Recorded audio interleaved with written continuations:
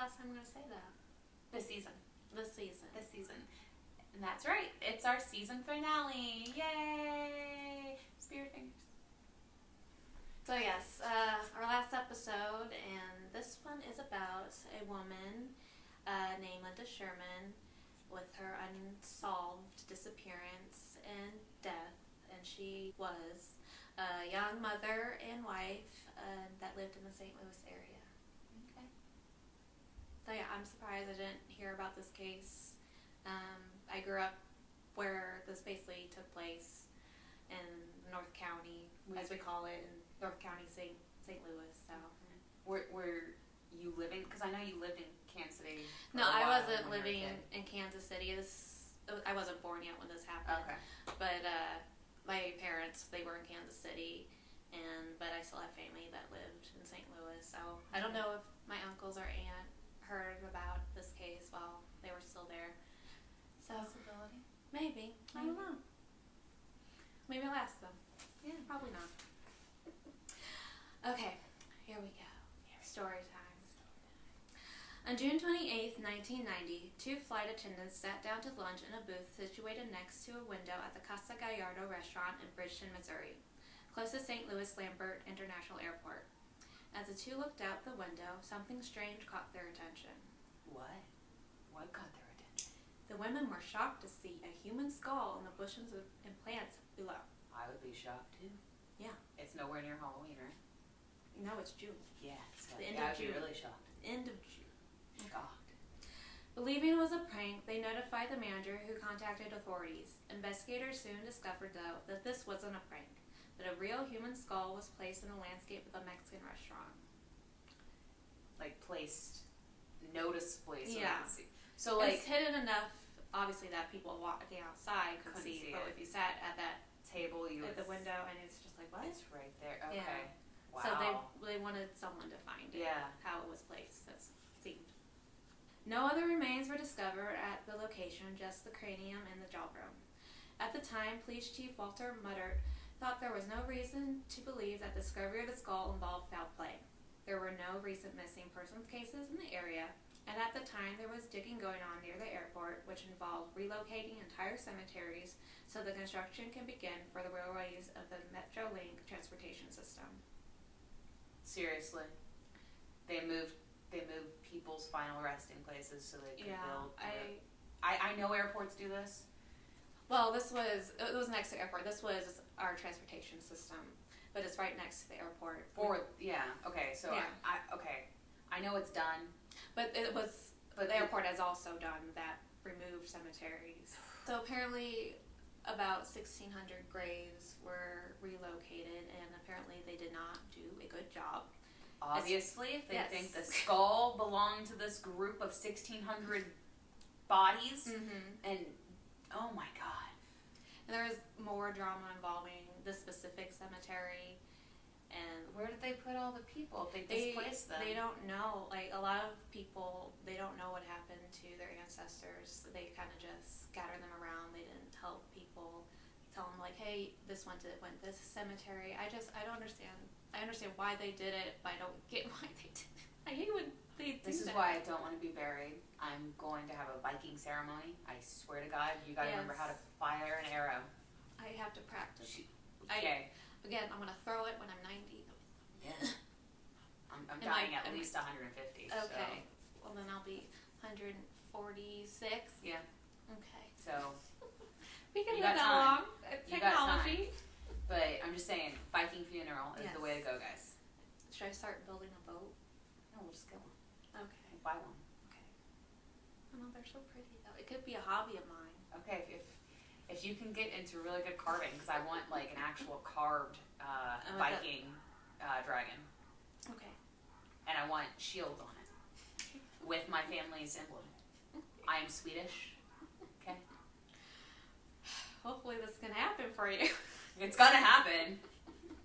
Having a Viking funeral. The skull was placed in evidence storage in the county morgue with no name on it. It was just labeled as found human remains. The following year, on September 16, 1991, a letter was sent to the neighboring city of Benita Park's police department. Benita. I don't know what that means, but I don't on honestly Spanish never heard of Bonita Park, and I live in the area. It's apparently really small. Have you heard of the other town? Oh yeah, that's right next to where I live. Okay, so it's right beside And it. my then, uncle probably. lived in Bridgeton. No, it's not beside. It's in Word. Oh, okay. Yeah. The letter was written in purple stamped ink stating, "The Bridgeton police had Linda Sherman's skull." Blunt and to the point. That's very catchy. That'll get anyone's attention. What? Who has her skull? The Bridgeton police. Oh. I find it frustrating that Bridgeton police did not, like, I don't know if they contacted other departments at the time or when they found the skull a year before. It was actually 15 months before. It was just like, I guess they didn't think. But anyway, I have frustrations. They should have talked to each other. They should have. The Nita Park investigators reached out to their counterparts in Bridgeton, and after comparing her dental records, it was confirmed that the skull matched and belonged to Linda Sherman, a woman who disappeared 6 years earlier in 1985. So yeah, they should have communicated. Yeah, I agree. Because that's 6 years. Like they said no recent in Yeah, the no area. recent. If this is within the area of it, right? Like Yeah, I would have not done that a far. radius of at least 50-mile radius just to see. I guess with the whole like digging thing, they just thought like, oh, some kid was being an idiot, put it there as a joke. I guess a prank, but I don't know about you, but I didn't want to be touching skulls, animal or human. no. When I was a child. If you do, weirdo. Okay. The crazies did. Those crazies. Linda Sherman was born Linda Sue Lutz in 1958 and grew up in North St. Louis County all her life. While she was a junior in high school, she met St. Donald Sherman, who goes by Don, and the two fell in love. At 17, Linda became pregnant and the couple married February 10, 1975. Their daughter Patty was born August of that year before Linda's senior year of high school. Throughout their 10-year marriage, Linda and Don constantly fought and argued mainly because of Don's jealousy, possessiveness, and anger issues. Don especially did not like Linda talking to other men and assumed that Linda was cheating on him throughout their marriage. Okay, people. Your partner can have friends of the same sex or the opposite sex. There's nothing wrong with that. You can't just be tied to the same person and control them. That's wrong. Set them free and let them have their own lives. That's not, I mean, I don't understand people who are possessive like this. It's just, I don't get it either. I couldn't. Maybe that's why I've never been in a relationship. Relationship is a give and a take, okay? Yes. For sure. Speaking from experience. But it's just like, it's too much. When a person starts showing that much, it'd be like, pull back, this is toxic. Yeah. I don't need this. Yeah. And he'd even want her to hang out with family members. Like, their family, her brother lived in Texas, moved to Texas, and whenever he would visit, his family would visit, he would hang out with his sister and say, hey, miss you. Right. But Don would throw a fit and get very upset. Because something's going to happen with her brother. I'm like, she needs to see her family. Right? It's like, I know she was 16 and she's 16, 17. She's very young. But, girl, there should have been warning signs. But this is like, throughout their marriage. So, like, 10 years, 27. Like, so, he needs to let it go. The couple, always working, both having various jobs to meet ends meet, and unable to spend quality time with each other, also put a strain on their relationship. By 1977, the two were separated, and Linda decided to divorce Don. Good. She decided to divorce him. Good. About time. No? No. However, by March 1979, Linda hadn't followed through, and the judge dismissed her petition. Don and Linda reconciled later that year and moved into a new, bigger home in Bonita Park, Missouri. Bonita. I like saying that. Yeah, it's a nice word. It's fun to say. It is. By the early 1980s, the couple were wanting to expand their family, and soon Linda became pregnant. However, Linda suffered a miscarriage. And shortly after, Linda was told that she had epilepsy and would regularly have seizures. Poor thing. I know. I don't know what caused it, because, epilepsy is either born with it or maybe it's something to do after pregnancy with Patty. I don't know. Yeah. I mean, epilepsy is usually you're born with a traumatic brain injury, or it can be later onset of it. Yeah. It's rare, but it also has to do with epilepsy would run in your family if it's a later onset. So yeah, maybe that was the case. They didn't really elaborate in the research I did. Dawn and Linda eventually agreed that it would be best for them to not have any more children due to Linda's condition. In 1982, Linda had moved out again, and she filed a protection order against Don in September of that year, claiming he had threatened to kill himself, her, and their daughter, as well as tampered with her car. Girl, she got out sooner. She should have. Well, you know, the love. And I think it's blinded when you're... And the kids, kid. The protection order was granted. However, within a month, Linda informed the court that her and Don had reconciled and the protection order was not needed anymore. Linda, girl. No. By spring 1985, Linda, now 27, officially decided to leave Don for good. She was saving money to get a new place to live and was forwarding her mail to her sister's house. Even though Linda and Don were still living together, on April 11th, 1985, Linda filed for divorce without Don knowing. Okay.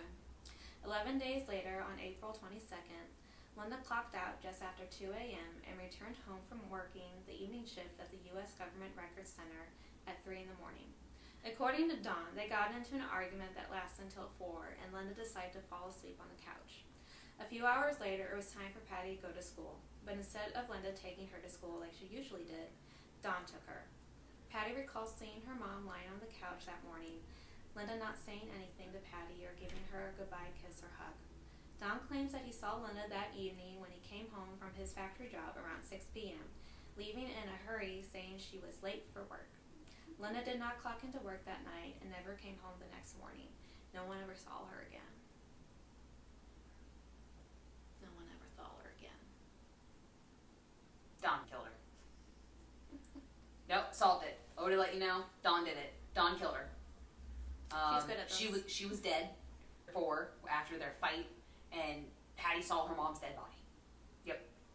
And case closed. I solved it because she dead. Well, I'm gonna keep breathing because I have 2 more pages. Okay. Don did it. Originally, Don was not concerned Linda did not come home after work that morning. He claimed it had become a common occurrence for Linda not to come home right after work for several nights. He was also positive that she was having an affair with one of her coworkers. Once Linda's family found out that she was missing, they pressured Dawn to file a missing persons report 2 days after she went missing. Even if, it was a common occurrence that she wouldn't come home, I'd be like, where is my wife? He called her office saying, where is she? And is she there? She's like, she didn't come in. Oh, maybe she just left. I'd be so concerned. You're married to her. Right? I would also be like, hey, is so-and-so at work if he thinks he's having an affair? Because that would be maybe they had a weekend together. Yeah. But I think this was during the week. It was a school night. Yeah. And I think if he knew his wife and she constantly took Patty to school, she wouldn't want to do that to her. Yeah. This is off routine. Children need routine in their lives. So it's fishy. Don did it. Don killed her. Fishy. Don killed her when she came home from work, and he put her body on the couch so the daughter would think she's sleeping. We'll see. Police first believed Dawn that she probably ran away, seeing one of Linda's overnight bags was missing, and Dawn noting some essentials of Linda's were missing as well. But family and friends were adamant that Linda would not leave 9-year-old Patty. They frantically looked for her and put up flyers with a $1,000 reward for information about her whereabouts. 4 days later, after her disappearance, Linda's yellow 1971 Volkswagen was discovered by her sister and brother-in-law in a parking lot at the St. Louis airport. There was no sign of a struggle, just her computer books for class and a hat in the back seat. Police checked passenger lists for flight departures, but Linda Sherman's name was not listed on any of them. Red herring, because Dawn put it there to throw people off because he killed her. I don't know. It's just frustrating. It's either if he did do it, he planned it beforehand, or he's really good at planning on the spot. No, it was definitely premeditated murder. I bet he found out that she was gonna leave, like, because it was 11 days after she filed. Yeah. He probably figured her mail was getting forwarded since he didn't see any mail. Yeah. And he was like, oh my gosh, she's gonna leave me again. Yeah, and he's apparently had a friend who saw Linda and her coworker together, so he pretty much was sure that they were cheating. She was cheating on him. So he did it. Don did it. He was jealous, because apparently he's jealous and possessive. Yeah. Upon further investigation, authorities confirmed that Linda was having an affair with a coworker, confirming Don's suspicions. The police interviewed the coworker and cleared him as a possible suspect. About a week later, Don claimed to have seen Linda in a passenger seat of a van with an unidentified man driving.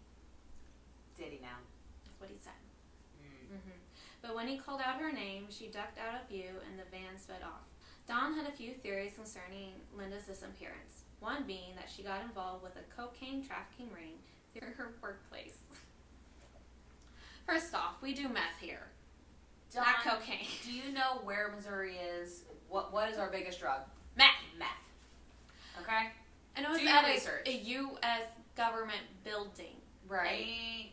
Because, that's where they have cocaine rings. And speaking as a, state employee, that's where you usually have it, is in government buildings. Yeah. I don't know what he's on. He's definitely on something. He's on crack. On the cocaine. But Don was pretty adamant that Linda ran away with another man. Lieutenant Michael Webb, the lead investigator of the case, continued to follow dozens of leads and interviewed family and friends for the next few months. Eventually, authorities were running out of leads and made a public plea on July 15th in the St. Louis Globe-Democrat for help in the case. However, no additional information was given and the case went cold. The following year, with Linda still missing, Don tried to file a petition of divorce due to Linda abandoning him and their daughter. But it was denied by the judge because if Linda was still alive, she would have to give her consent. Don continued to push the courts for a divorce over the next 5 years, but to no avail, until it was confirmed that Linda was officially deceased with the discovery of her skull in 1991. Really? Really? I know.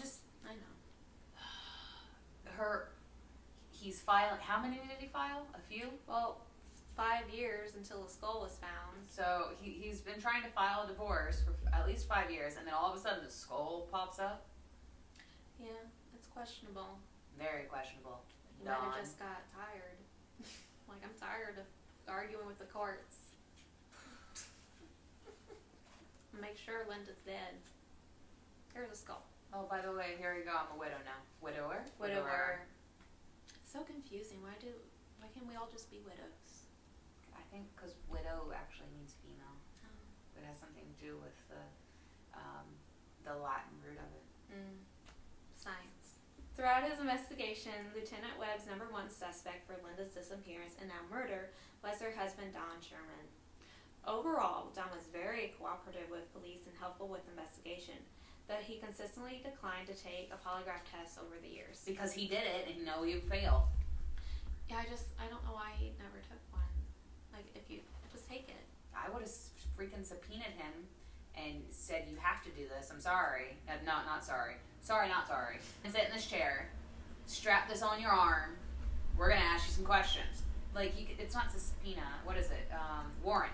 They could have gotten a warrant for it. Yeah. What? But overall, he was cooperative. I still would have been like, the polygraph thing. You know what? We're going to do a warrant. Just for a polygraph. You can do that. They did that. Yeah. They did it now. Yeah, they can do that. Don also had an alibi and there was no physical evidence that linked him to the crime. But was it a coincidence that on the day the skull was discovered that Don was at Casa Gallardo later that night drinking at the bar? Was it a coincidence? Was it the only bar in town? No, there's plenty of bars. So it might have been a not coincidence. Apparently, though, the restaurant was a frequent establishment Don visited multiple times a week to go drinking. Oh. Is that a coinkydink or what? So he's just like, you know what? I'm just gonna put the skull right here and go have a beer. Or maybe someone was like, knows he goes there if it wasn't him, and be like, maybe it was 2 people. Maybe Don and someone else. Oh. Could be trying to frame. In a look into Don's past, on February 25th, 1974, Don's mother, Audrey, shot and killed his father, Charles, at the kitchen table after an argument.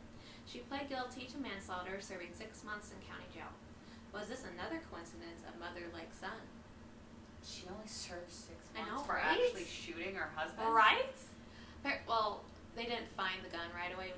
She hid it in like an air duct heater thing, and then they found it. But still, I'm like, It's 6 still months. only 6 months for killing her husband after an argument. There had to be like, she probably claimed like domestic violence or Yeah. something. And this was, she got sentenced around the time Don and Linda got married. We've said this once, and I'll say it again. Crimes that happened pre-80s, I felt like people didn't serve the right time that they should have. Oh, probably. A lot of the time. So I mean, that makes more sense now that she only served 6 months because she was a female, and she probably claimed domestic violence, so she only got 6 months.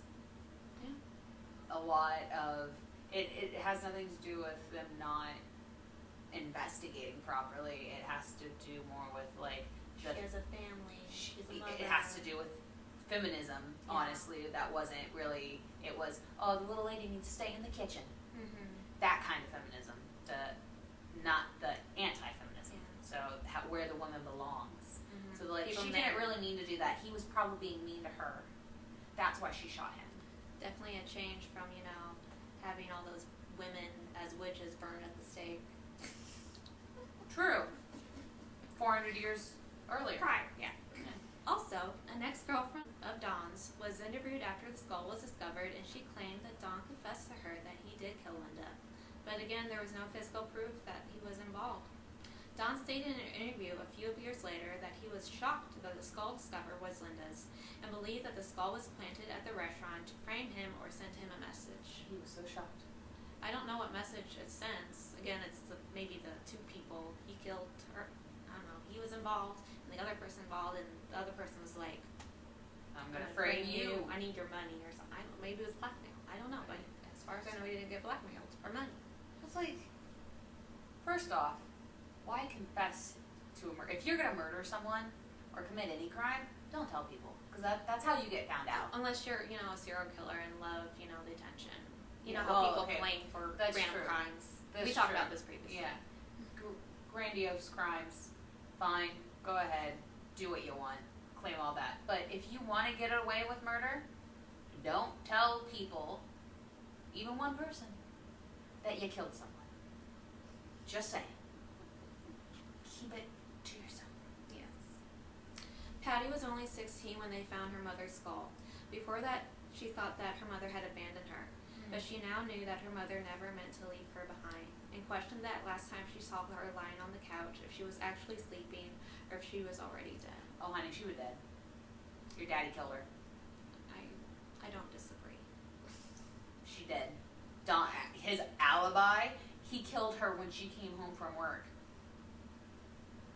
There's no alibi. Like, what's his alibi? His sleeping daughter? Apparently. No, she did. He did not see her rush off to work. She did. He killed her at 3 to 4 in the a.m. when she came home from work. 3 to 4. Investigators examined the letter that was sent to them.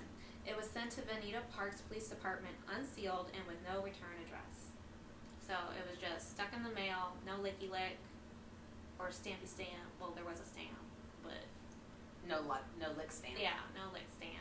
With stamps back then, you could just take a sponge to Mhm. so just Yeah. stick it so you didn't have to lick it. But either I would like do a cute little sticker. Right. Nice sticker.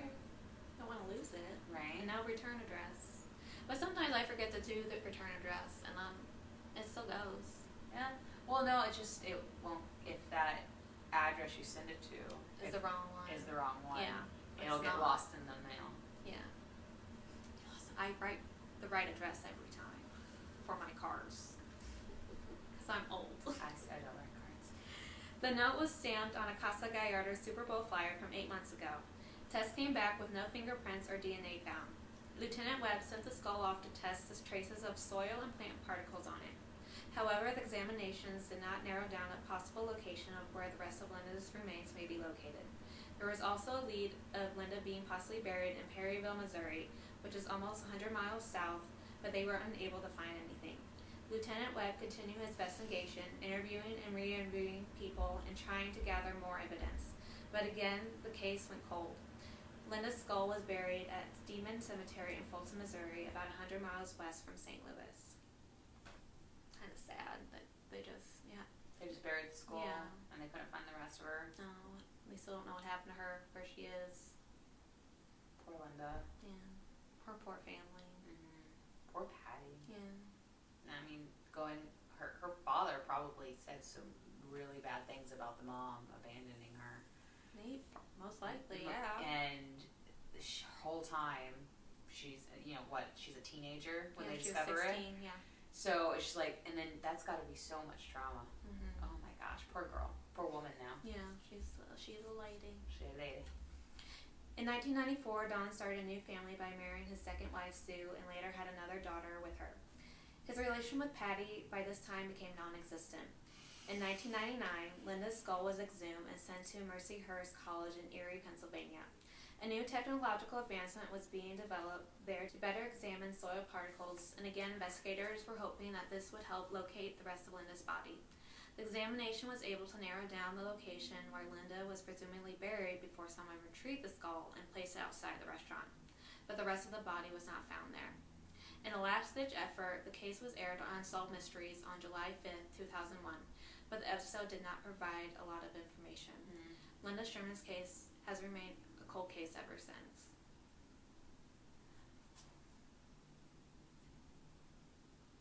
Don did it. He's the one who did it. Anita Park, police, go talk to Don. Go talk to Don. Go talk to Don. Well, Shake him down. They've been talking to him. Okay, look, I'll go with you, and I'll help you shake him down, because he did it. He killed his wife between 3 to 4 a.m. on that day. Don't know the day, but whatever. He killed her. April 22nd. April 22nd. He killed her.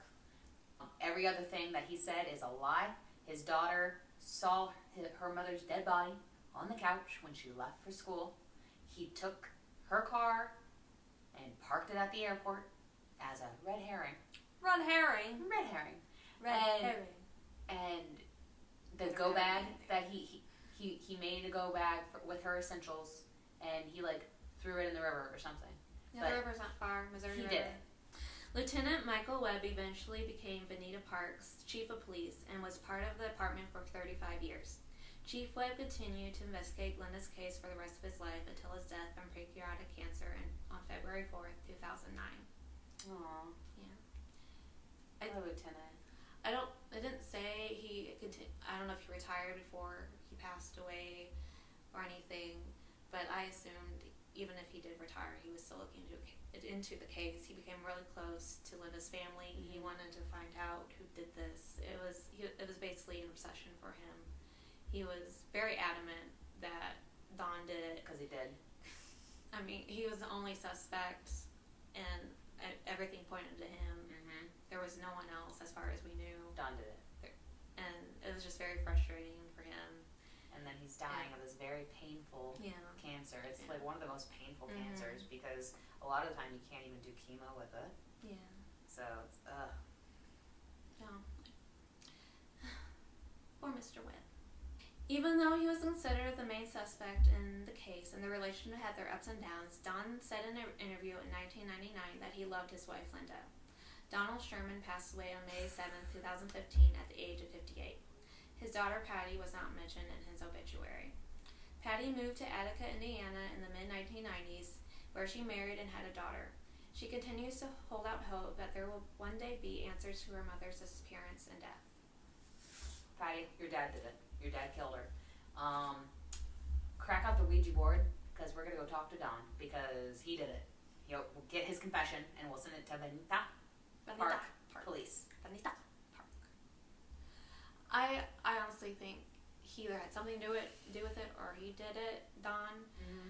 I don't know, when they interviewed him for an article that I was researching this story on, this case on, he seemed like he did love Linda, and he probably did, they were young and they fell in love. Mm-hmm. But, you have those relationships where up and downs is very toxic, as we talked about previously. But in that interview, they asked, like, oh, do you have any pictures of Linda?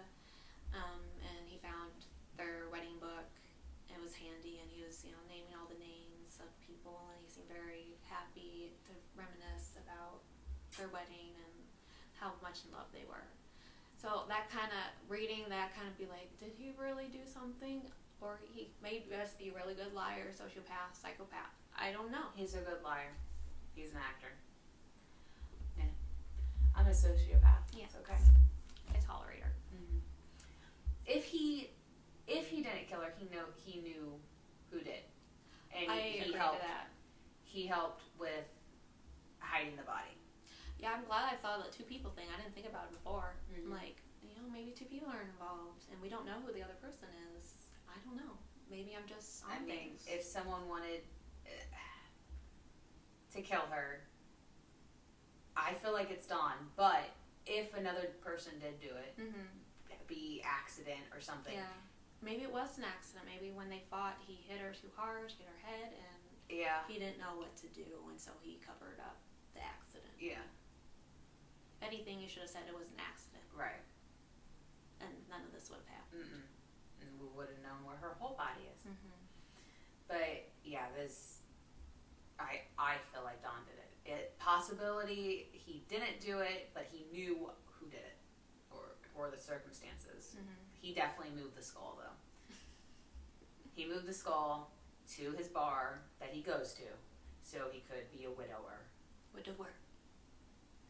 Yeah, that's what main theories have thought. Like, oh, he killed Linda and wanted to divorce her and tried to do that. And after, when he couldn't, he's like, well, I know where she's buried. I'm going to place this to, get things rolling. And then it took him over a year to figure it out. It was her. And So that's why he sent that purple note. Stamp. So was it like individual stamps, do you think, that he stamped? If it's purple stamp, because if he made a custom stamp, just like... Someone could be like, excuse me. No, so like, some places you can get whole words. Oh yeah, with like put them together. Yeah. Like the typewriter. Yeah, like a typewriter and stamp Maybe it that it was way. It could have been, because typewriters can be purple with purple ink, any color ink. Mm-hmm. So I mean, possibility. Yeah. Overall, this was interesting but frustrating case, and all unsolved are. God, I hate unsolved.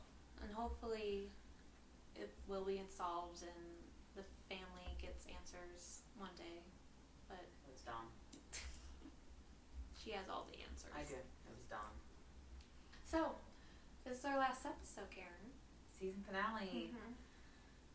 It took us, 10 episodes in 11 weeks? Math. Thanks, everyone, for watching and staying tuned. We are actually revamping our YouTube channel. It will no longer be Mo Murder, Mo Crime. It will be MK Broadcasting Studios, because we are branching out to additional shows. Yeah, different programming, not just murder and crime. Although we love murder and crime. Yeah, but we'll come back to it. We'll come back. But we have other shows that we will be having. Just stay tuned. Yeah. Please like, comment, and subscribe down below. We hope you enjoyed. Yeah. Thanks. See you guys. Bye. Bye.